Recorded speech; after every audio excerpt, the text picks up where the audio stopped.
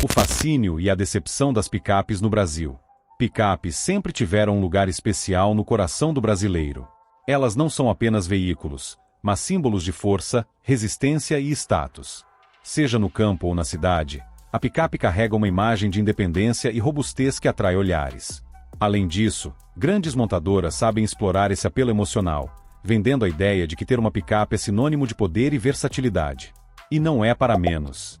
Quem nunca imaginou cruzar estradas de terra com facilidade, transportar cargas pesadas ou simplesmente dominar o trânsito com uma visão elevada e imponente? A propaganda e o marketing das montadoras alimentam esse sonho, mostrando veículos impecáveis vencendo desafios extremos, como lamaçais e estradas difíceis. Modelos modernos oferecem tecnologia de ponta, conforto e até um toque de luxo, atraindo tanto os trabalhadores rurais quanto executivos urbanos. As montadoras entenderam que a picape não precisa ser só utilitária. Ela pode ser um carro de status, algo que transforma um simples trajeto em uma experiência de poder e domínio. Mas será que toda essa promessa se sustenta na realidade? Muitos brasileiros acabam investindo pesado nesses modelos acreditando que estão adquirindo um carro indestrutível. Afinal, as propagandas vendem esse ideal: robustez, durabilidade e baixa manutenção. Porém, a realidade pode ser bem diferente. Nem todas as picapes entregam aquilo que prometem, e muitas delas acabam se tornando verdadeiras dores de cabeça. Desvalorização acelerada, consumo elevado e falhas mecânicas são apenas algumas das surpresas desagradáveis que proprietários enfrentam depois da compra. E é aqui que começa a frustração. O que parecia ser um investimento sólido, muitas vezes se revela uma cilada, e muitos donos se arrependem da compra. Mas como identificar quais picapes realmente valem a pena e quais são verdadeiras armadilhas? Hoje, vamos revelar a verdade por trás de 6 picapes vendidas no Brasil que não cumpriram as expectativas. Algumas delas prometiam ser revolucionárias, mas se tornaram sinônimo de decepção. Número 6. Ford Maverick. Quando a Ford anunciou a chegada da Maverick ao Brasil em 2022, a expectativa foi lá no alto. Afinal, o modelo prometia algo revolucionário: uma picape menor, eficiente e moderna, que entregaria a robustez de um utilitário sem perder o conforto de um SUV. O marketing foi certeiro, colocando a Maverick como uma concorrente de peso para a Fiat Toro, que dominava o segmento. Com um design chamativo, motor potente e uma proposta inovadora, a Ford parecia ter encontrado a fórmula perfeita para conquistar o consumidor brasileiro. A proposta era clara: oferecer uma alternativa premium para quem queria versatilidade sem precisar encarar uma picape gigante. O motor 2.0 turbo de 253 cavalos parecia ser um diferencial importante, garantindo desempenho de sobra para o dia a dia. Além disso, a cabine espaçosa e bem acabada dava aquela sensação de estar dirigindo um carro de categoria superior. Tudo indicava que a Maverick seria um sucesso absoluto. Mas na prática, o mercado mostrou outra realidade. O primeiro grande obstáculo veio com as vendas. Mesmo com todo o alarde da Ford, a Maverick simplesmente não decolou. Até julho de 2022, apenas 937 unidades tinham sido emplacadas no Brasil, um número decepcionante para um lançamento tão aguardado. Enquanto isso, sua principal concorrente, a Fiat Toro, continuava vendendo como água, mostrando que o público ainda preferia uma opção já consolidada. O alto preço da Maverick, aliado à desconfiança sobre seu real custo-benefício, afastou muitos compradores. Além disso, outro problema apareceu: a falta de identidade da Maverick dentro do mercado. Ela era menor que uma picape tradicional, mas maior do que os modelos compactos. Não tinha tração 4x4 em todas as versões, o que limitava seu uso em terrenos mais difíceis. Para quem precisava de um veículo robusto para o trabalho, a Toro ainda parecia a melhor escolha. Para quem buscava um carro mais urbano, um SUV convencional parecia mais vantajoso. Assim, a Maverick ficou sem um público-alvo definido e acabou encalhando nas concessionárias. Jornalistas automotivos rapidamente perceberam a discrepância entre o que foi prometido e o que o mercado realmente aceitou. Muitos apontaram que a Maverick era, sim, um excelente carro em termos de desempenho e tecnologia, mas seu posicionamento comercial foi confuso.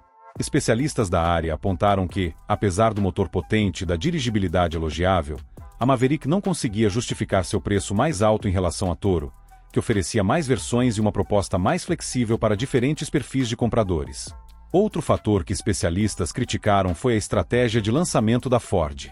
Com a retirada da Ranger de entrada do catálogo e a saída da marca do segmento de compactos, a Maverick parecia ser a aposta para manter a Ford relevante entre as picapes menores.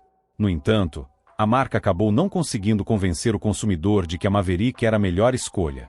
E quando a percepção de mercado se inclina para o lado negativo, não há motor turbo que resolva. Os poucos que compraram a Maverick logo começaram a perceber alguns desafios. O primeiro deles foi a desvalorização rápida. Com vendas baixas e pouca aceitação no mercado, muitos perceberam que a picape perdia valor de revenda de maneira preocupante. Outro problema foi a falta de peças de reposição em algumas regiões, resultado da importação e da baixa demanda. Isso fez com que algumas oficinas tivessem dificuldades para atender proprietários que precisavam de manutenção mais específica. E o pior, a percepção de que haviam feito um mau negócio. Enquanto donos de Toro viam suas picapes sendo bem aceitas e valorizadas no mercado, muitos proprietários de Maverick se sentiam inseguros sobre o futuro do modelo. Será que a Ford manteria a picape no Brasil ou ela acabaria se tornando um caso semelhante ao Ford Ka e ao EcoSport, que saíram de linha deixando clientes desamparados? Essa incerteza pesou ainda mais para quem estava pensando em investir em uma. E se você acha que a Maverick foi um caso isolado, espere até ver o que aconteceu com outra picape que prometia dominar o mercado, mas acabou sendo um dos maiores fiascos da sua categoria.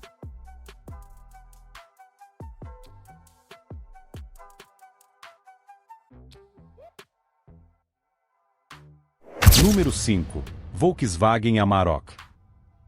Quando a Volkswagen lançou a Amarok em 2010, o mercado de picapes médias já tinha donos bem estabelecidos. Toyota Hilux, Chevrolet S10 e Ford Ranger dominavam as vendas. Mas a Volks queria mudar esse jogo. Com um design robusto e um posicionamento premium, a Amarok prometia ser a opção mais tecnológica e confortável da categoria. A montadora alemã apostou forte na mecânica diferenciada, oferecendo motores eficientes e um sistema de tração que, no papel, era superior ao dos concorrentes. Mas uma coisa é a teoria, outra é a prática. Os primeiros anos até mostraram um certo entusiasmo do público, especialmente por conta do conforto e do bom comportamento em estrada. A Amarok parecia ter acertado o alvo para quem queria uma picape mais refinada. Mas logo surgiram problemas que colocaram em xeque sua longevidade no mercado brasileiro. Em vez de roubar clientes da Hilux ou da S10, a Amarok começou a perder espaço e a enfrentar uma queda constante nas vendas. Por quê? Porque os consumidores descobriram que nem tudo era tão bom quanto parecia. Apesar de ser uma picape bem equipada, a Amarok nunca conseguiu se firmar como uma escolha confiável para o trabalho pesado. Para quem precisa de um veículo para enfrentar o dia a dia no campo, robustez e confiabilidade são pontos-chave, e nesse quesito, a Amarok deixou a desejar. Diferente da Toyota Hilux, que é famosa por sua durabilidade quase inquebrável, a Amarok ganhou a reputação de ser uma picape sensível demais para usos extremos. E o reflexo disso apareceu nos números. Em 2022, a Amarok teve apenas 2.579 unidades vendidas nos primeiros 7 meses do ano, um desempenho bem abaixo do esperado para um modelo que já estava há tanto tempo no mercado. Enquanto isso, a Hilux continuava liderando, mostrando que a Volkswagen falhou em conquistar um público fiel. E pior, a falta de uma atualização significativa deixou a Amarok cada vez mais defasada frente à concorrência. Especialistas do setor sempre apontaram um problema recorrente na Amarok: a mecânica complexa e cara. Ao contrário de picapes mais rústicas, a Amarok trouxe um motor biturbo diesel que, embora potente, exigia um nível de manutenção mais elevado. E aqui entra um detalhe importante: manutenção cara e difícil de encontrar é um pesadelo para qualquer picape que se propõe a ser usada no trabalho. Isso sem contar as falhas registradas em alguns componentes eletrônicos, que, segundo mecânicos especializados, podiam gerar dores de cabeça inesperadas. Pelos especialistas, foi a demora da Volkswagen em oferecer versões mais acessíveis e adaptadas ao mercado brasileiro. Diferente de suas concorrentes, que foram sendo aprimoradas ao longo dos anos com novos motores e tecnologias, a Amarok ficou muito tempo sem grandes atualizações. O resultado? Perda de espaço e desinteresse do consumidor. Quando se trata de picapes, tradição e confiabilidade pesam mais do que um acabamento sofisticado. O mercado não perdoa modelos que não entregam aquilo que prometem. Com o tempo, a Amarok foi sendo empurrada para um nicho cada vez menor, com poucos consumidores dispostos a apostar no modelo. Enquanto isso, Hilux, S10 e Ranger consolidavam suas posições. A Volkswagen percebeu que algo precisava mudar, e anunciou que a Amarok ganharia uma nova geração desenvolvida em parceria com a Ford. Mas será que isso será suficiente para recuperar a confiança do consumidor? E falando em confiança, tem uma picape que tentou se reinventar, mas acabou enfrentando um problema ainda mais grave. Um público que simplesmente não se convenceu de que ela valia a pena. E essa história envolve uma marca japonesa que já foi sinônimo de durabilidade.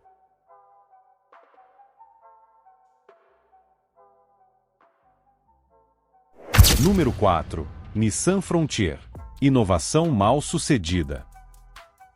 A Nissan Frontier já teve seus dias de glória, sendo lembrada como uma picape robusta e confiável. Mas o tempo passou, e a concorrência ficou cada vez mais forte. Em 2023, a Nissan tentou reviver o sucesso da Frontier com uma reestilização e melhorias mecânicas. A ideia era clara: modernizar o modelo e torná-lo competitivo diante de gigantes como Toyota Hilux e Chevrolet S10. No papel, parecia uma jogada promissora. No entanto, o público brasileiro não se impressionou tanto quanto a Nissan esperava. O problema da Frontier não era apenas a aparência ou a mecânica. Seu maior desafio estava em quebrar a desconfiança que o público já tinha em relação ao modelo. Enquanto Hilux e Ranger construíram uma reputação sólida, a Frontier passou anos oscilando entre boas e más fases, sem nunca se firmar como uma líder de mercado. E o que aconteceu? O consumidor brasileiro preferiu continuar apostando nas picapes tradicionais, deixando a Frontier de lado. Se tem uma coisa que dono de picape não quer, é um carro que fica mais tempo parado na oficina do que rodando. E é aí que a Nissan Frontier perdeu pontos. Muitos relatos apontam para dificuldades na manutenção do modelo, seja pelo custo elevado de peças, seja pela baixa disponibilidade em algumas regiões. Isso significa que, se algum problema surgir, o proprietário pode ter que esperar semanas até conseguir o conserto. Para quem depende do veículo para trabalho, isso é simplesmente inaceitável. Além disso, o custo das revisões e manutenções preventivas também se mostrou mais alto do que o de algumas concorrentes. Isso fez com que muitos consumidores repensassem se valia a pena investir na Frontier. No fim das contas, um carro pode ser bonito, moderno e até ter uma mecânica competente, mas se a manutenção for cara e difícil, ele automaticamente se torna uma dor de cabeça. E ninguém quer isso. Jornalistas automotivos e mecânicos especializados já alertaram para os desafios que a Frontier enfrenta no Brasil. Enquanto sua proposta de tecnologia e conforto é interessante, a falta de uma rede de assistência tão ampla quanto a das concorrentes pesa contra o modelo. Isso sem contar as dificuldades de revenda, já que a desvalorização da Frontier é maior do que a de rivais como Hilux e Ranger. Outro ponto mencionado por especialistas é a falta de tradição da Nissan no segmento de picapes no Brasil. Diferente de Toyota e Chevrolet, que investem há décadas nesse mercado, a Nissan ainda enfrenta resistência por parte de consumidores que preferem apostar em marcas mais consolidadas. No fim das contas, a Frontier pode até ser uma boa picape, mas no Brasil, o que pesa é a percepção do consumidor. Quem comprou uma Frontier recente já percebeu que a revenda pode ser um grande desafio. Com baixa procura no mercado de seminovos, muitos proprietários enfrentam dificuldades para vender o modelo sem perder muito dinheiro. Além disso, a menor presença de oficinas especializadas em comparação com outras marcas significa que qualquer problema pode se tornar uma grande dor de cabeça. E esse não é um caso isolado.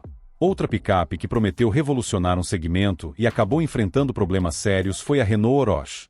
Se a Frontier não convenceu o público por sua falta de tradição, a Oroch enfrentou um dilema ainda mais complicado: como competir quando sua proposta simplesmente não fazia sentido para o consumidor? Número 3. Renault Oroch. Design versus funcionalidade. Quando a Renault lançou a Oroch, a proposta era ousada: uma picape intermediária, maior que as compactas, mas menor que as médias. A ideia parecia genial, um meio-termo que poderia atender tanto quem queria um veículo para o dia a dia quanto quem precisava de alguma capacidade de carga. No entanto, a execução deixou a desejar. A Oroch chegou ao mercado com um design que lembrava muito Duster, mas com uma caçamba adaptada. E logo de cara, surgiram questionamentos: era realmente uma picape ou apenas um SUV modificado? A expectativa era que a Oroch preenchesse um nicho de mercado inexplorado, mas o problema foi que sua proposta não foi clara o suficiente para convencer o consumidor. Para quem precisava de uma picape robusta, ela parecia frágil demais. Para quem queria um carro de passeio, havia opções melhores em conforto e acabamento. Assim, a Oroch ficou no meio do caminho, sem identidade definida. Isso, no mundo automotivo, pode ser fatal. Além da confusão sobre seu posicionamento, a Oroch também não impressionou em durabilidade. Muitos proprietários relataram que o modelo sofria com acabamentos frágeis, rangidos na carroceria e desgaste precoce em alguns componentes mecânicos. Em estradas ruins, a suspensão traseira mostrou limitações, especialmente quando o carro estava carregado. Para uma picape que prometia versatilidade, esse era um grande problema. Os números de vendas refletiram essa dificuldade. Nos primeiros 7 meses de 2022, a Oroch registrou apenas 5.202 unidades emplacadas, um número modesto para um modelo que deveria ser uma revolução no segmento. Enquanto isso, a Fiat Toro, sua principal concorrente, seguia vendendo muito bem. E a razão era simples: a Toro tinha uma identidade clara e uma gama de versões mais bem pensada. Já a Oroch parecia estar sempre tentando encontrar seu espaço. Jornalistas automotivos apontaram que a Oroch falhou em inovar onde realmente importava. Sua mecânica não trouxe avanços significativos, e a falta de uma versão com tração 4x4 por muito tempo limitou seu apelo para quem precisava de um carro mais robusto. Especialistas também criticaram o acabamento interno simples demais para a faixa de preço, tornando difícil competir com modelos mais sofisticados. Além disso, a Renault demorou para atualizar a Oroch, deixando-a envelhecer sem mudanças significativas enquanto suas concorrentes evoluíam. O resultado foi um modelo que nunca conseguiu sair da sombra da Fiat Toro, tornando-se uma opção cada vez menos interessante. E quando um carro perde relevância no mercado, sua desvalorização se torna inevitável. Para os proprietários da Oroch, os desafios começaram a aparecer logo no uso cotidiano. A promessa de uma picape intermediária que servia para tudo esbarrou em limitações práticas. A capacidade de carga não era impressionante, o espaço interno não era muito superior ao de um SUV, e a sensação de dirigir não era tão diferente da de um carro comum. Isso fez com que muitos motoristas se perguntassem: por que não comprar logo uma Fiat Toro ou um SUV tradicional? E falando em picapes que perderam seu brilho com o tempo, há um modelo que já foi referência no mercado, mas que hoje sofre com um grande problema: um projeto ultrapassado. A Volkswagen Saveiro já foi a queridinha dos trabalhadores e pequenos empresários, mas será que ainda faz sentido investir nela? Número 2. Volkswagen Saveiro. Promessas não cumpridas. Houve um tempo em que a Saveiro era praticamente sinônimo de picape compacta no Brasil. Ágil, econômica e confiável, ela atendia tanto pequenos comerciantes quanto jovens que queriam um carro estiloso e prático.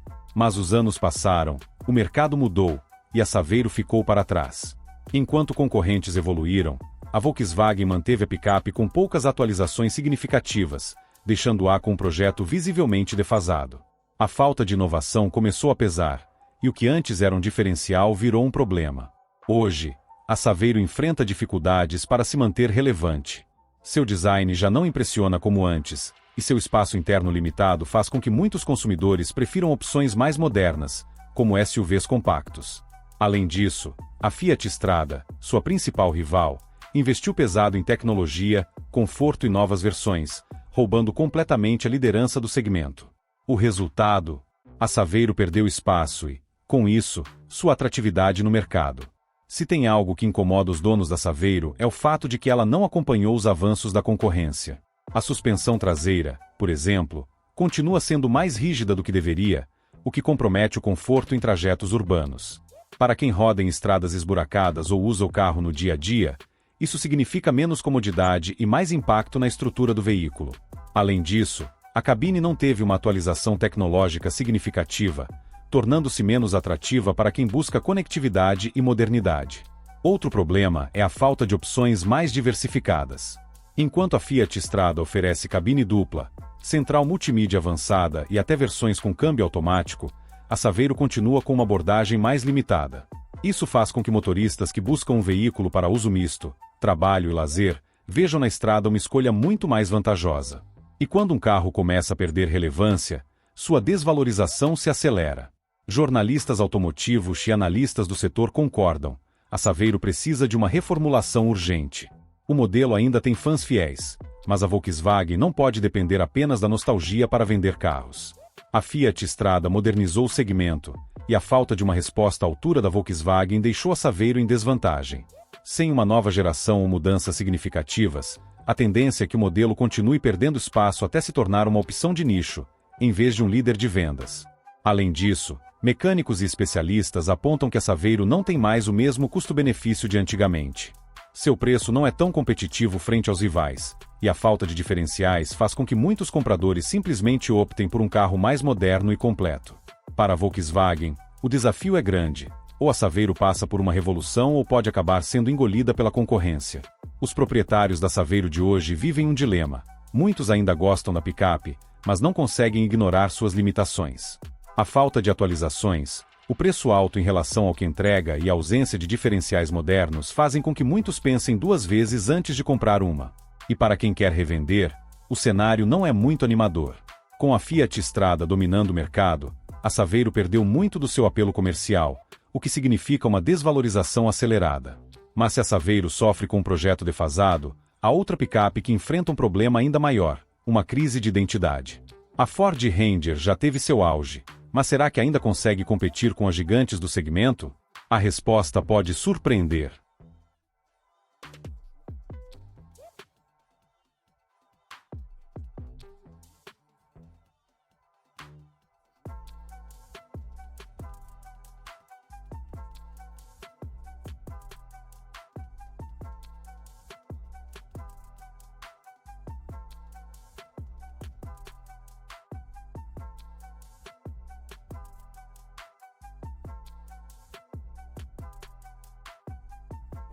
Número 1. Ford Ranger.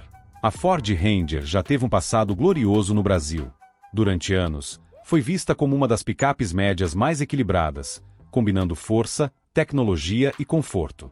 Mas o mercado automotivo não perdoa quem não evoluir no ritmo certo. Com a chegada de novas gerações da Toyota Hilux, Chevrolet S10 e até da Nissan Frontier, a Ranger começou a perder espaço. Mesmo com constantes reestilizações, o modelo não conseguiu acompanhar a evolução dos concorrentes e passou a ser visto como uma opção secundária. O problema não era exatamente a falta de qualidade. A Ranger sempre teve bons atributos, como motores potentes e um nível de conforto superior ao de muitas rivais. Mas o consumidor brasileiro, especialmente no segmento de picapes, busca mais do que apenas potência e tecnologia. Ele quer robustez, tradição e um histórico de confiabilidade. E foi justamente nesse ponto que a Ranger começou a ficar para trás. Afinal, quando se fala em picape para trabalho pesado, a Toyota Hilux sempre dominou a preferência do público. Outro fator que afastou consumidores foi o histórico de problemas mecânicos em algumas versões da Ranger.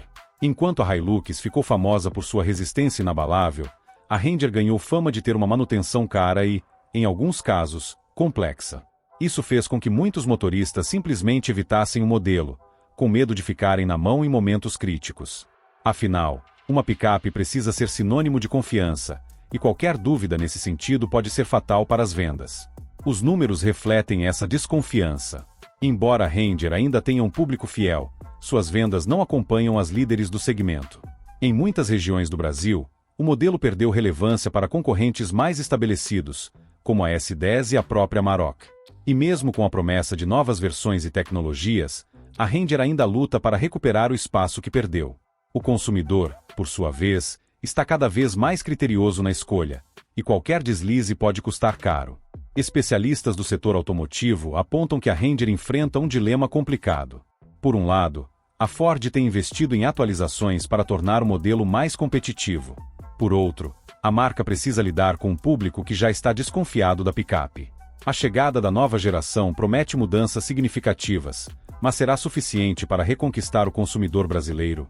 Afinal, uma boa picape não se constrói apenas com tecnologia e potência, é preciso também oferecer confiabilidade a longo prazo.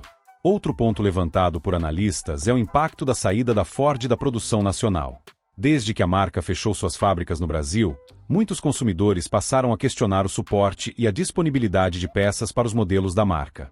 Isso fez com que alguns compradores optassem por marcas que ainda possuem produção local, temendo dificuldades futuras com manutenção e revenda. No fim das contas, a Ford precisa mais do que uma nova Ranger, ela precisa recuperar a confiança do mercado. Para quem já tem uma Ranger, a sensação é de incerteza. O modelo ainda tem um bom valor de revenda, mas a concorrência se fortaleceu a ponto de tornar a Ranger uma escolha menos óbvia. Além disso, a desvalorização pode se acentuar caso o modelo não consiga se reposicionar no mercado. Quem depende de uma picape para trabalho, por exemplo, muitas vezes prefere optar por marcas que oferecem um histórico mais sólido de durabilidade e pós-venda eficiente. Mas e agora? Depois de analisar essas 6 picapes e seus problemas, surge a grande questão: quais são as melhores alternativas para quem quer um veículo confiável e duradouro? E será que vale a pena investir em uma picape ou existem opções melhores no mercado?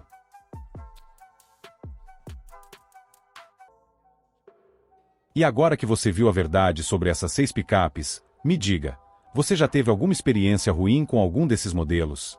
Ou conhece alguém que comprou uma e se arrependeu? Deixe seu comentário aqui embaixo, porque sua opinião pode ajudar muita gente a não cair na mesma armadilha. Afinal, quando o assunto é carro, informação vale ouro, e economiza muito dinheiro também. A grande lição disso tudo é que nem sempre a propaganda reflete a realidade. Comprar uma picape é um investimento alto, e ninguém quer jogar dinheiro fora com um modelo que só traz dor de cabeça. Por isso, pesquise bem antes de decidir. E se você quer continuar aprendendo sobre os melhores e piores carros do Brasil, não esqueça de se inscrever no canal e ativar o sininho para receber as próximas análises. Ah, e se este vídeo te ajudou de alguma forma, considere clicar no botão Valeu aqui embaixo. Essa é uma forma de apoiar o canal e garantir que a gente continue trazendo conteúdo de qualidade para você. Seu apoio faz toda a diferença. E agora eu te pergunto, qual tema você gostaria de ver no próximo vídeo? Deixe sua sugestão nos comentários e fique ligado, porque pode ser o assunto do nosso próximo episódio.